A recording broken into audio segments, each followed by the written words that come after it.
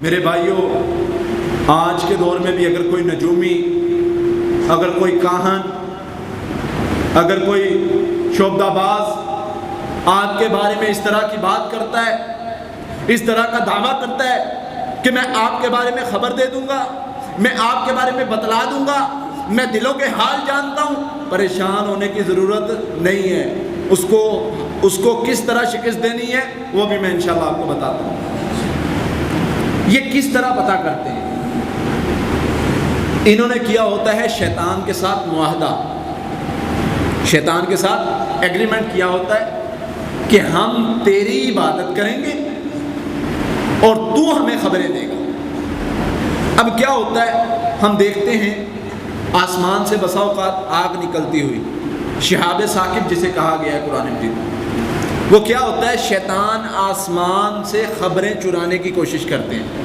اللہ تعالیٰ احکام دیتے ہیں نا فرشتوں کو، بسا اوقات فرشتے ڈسکس کر رہے ہوتے ہیں، وہ خبریں سن کے یا جادوگروں تک پہنچاتے ہیں، اور کبھی ان کو جو آگ کا انگارہ پکڑ لیتا ہے اور کبھی ایک آدھ خبر یہ چرا کے لے آتے ہیں۔ حدیث کے الفاظ ہیں، اللہ کے نبی صلی اللہ علیہ وسلم نے فرمایا یہ جب وہ چرا لیتے ہیں، یہ جادوگر تک پہنچا دیتے ہیں، اب جادوگر کیا کرتا ہے، اس میں 20 اور ملاتا ہے اور لوگوں کو بتلا دیتا ہے۔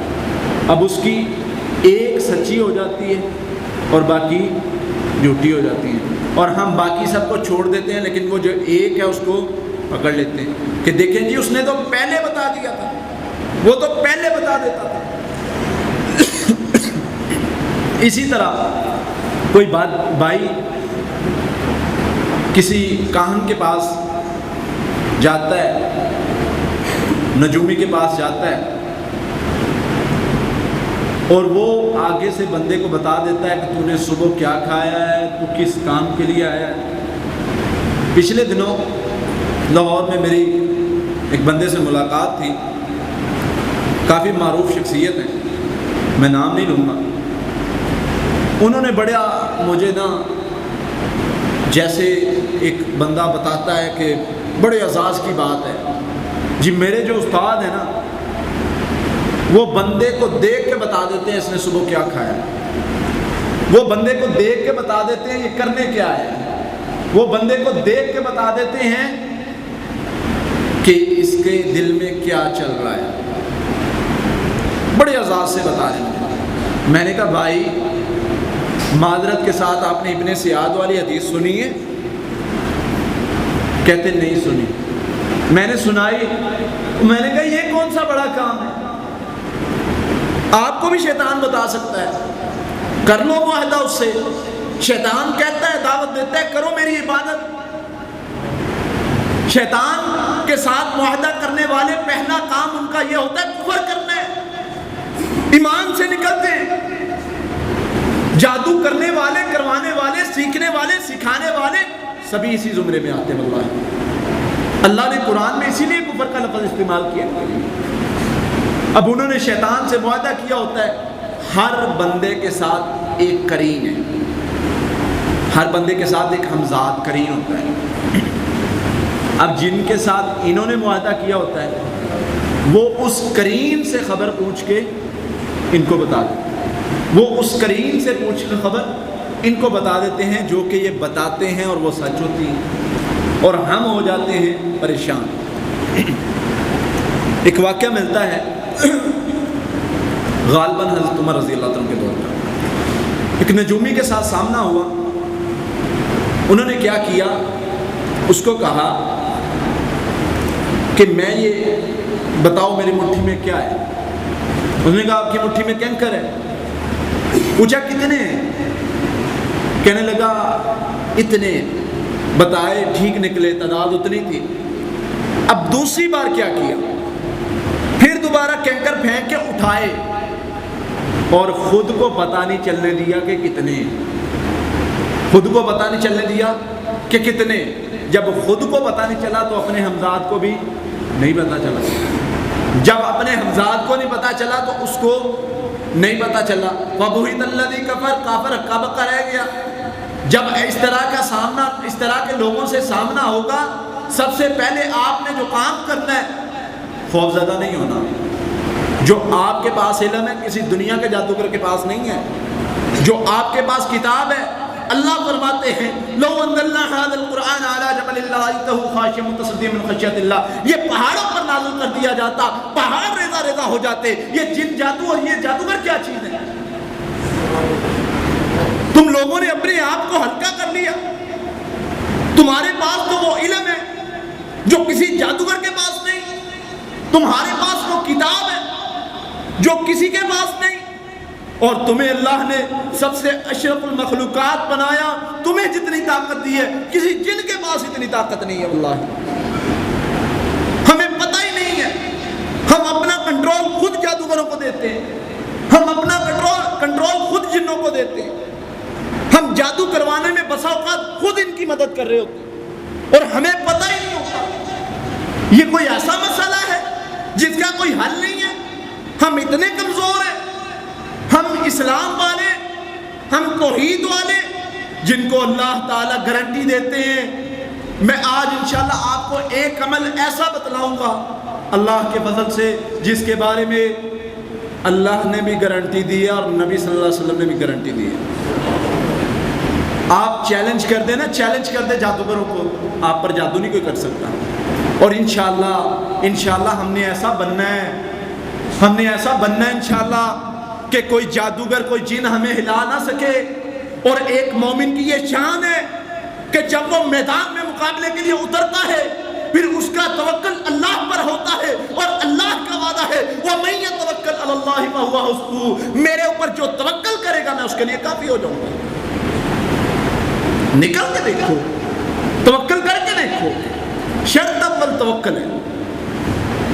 پڑھ کے دیکھتا ہوں، پڑھا ہے، دیکھتا ہوں اس سے فائدہ ہوگا، کر کے دیکھا ہے، بڑی پڑھائیاں کی ہیں، بڑے عمل کیے ہیں، بڑا علاج کروایا ہے. ان چیزوں سے نکلیں گے پھر آپ پختہ ہو سکتے ہیں، پھر آپ مضبوط ہو سکتے ہیں. میرے بھائیوں، اللہ کے نبی صلی اللہ علیہ وسلم کے پاس اگر جنات کا مریض آتا تو آپ کیسے علاج کرتے ہیں؟ اللہ کے نبی صلی اللہ علیہ وسلم کے دور میں بھی یہ مسائل تھے. حضرت عثمان بن ابی العاص کو مسئلہ بن گیا. 2 احادیث ملتی ہیں حضور صلی اللہ علیہ وسلم کے علاج کرنے کی.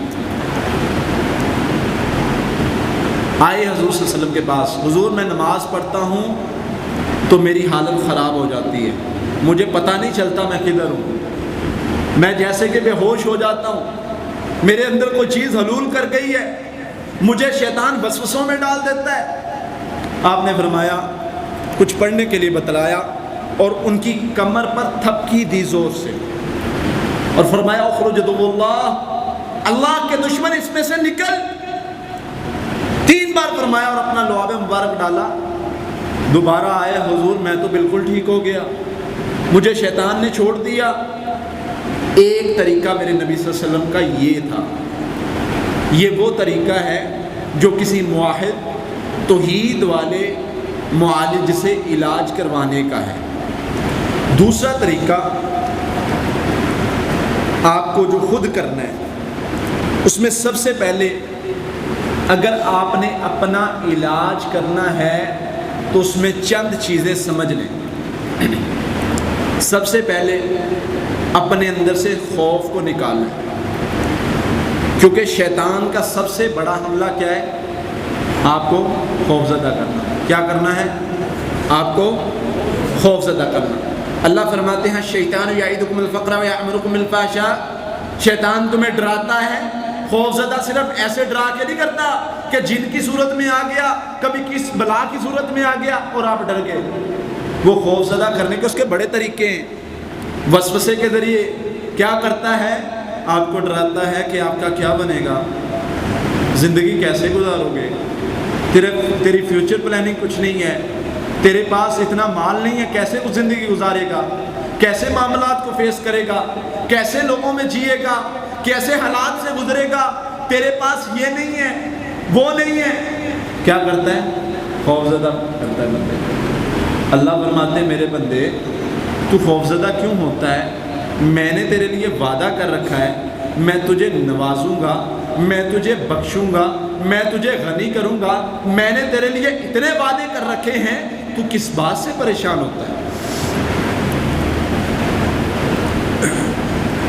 میرے بھائیوں، علاج سے پہلے میں آپ کو 3 وہ چیزیں بتاؤں گا جس کے ذریعے سے جن انسان کے اندر داخل ہوتا ہے، اور اگر ہم ان چیزوں کو کور کر لیں، ہیں بھی اپنے کنٹرول میں، اگر ہم ان چیزوں کو کور کر لیں تو جن یا جادو ہمیں کنٹرول نہیں کر سکتا۔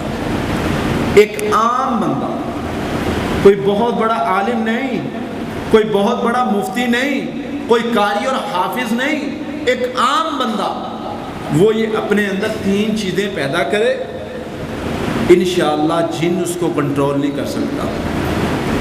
سب سے پہلی چیز جو میں نے پہلے بھی عرض کی ہے وہ ہے خوف۔ یہ آپ کو خوف زدہ کرتا ہے۔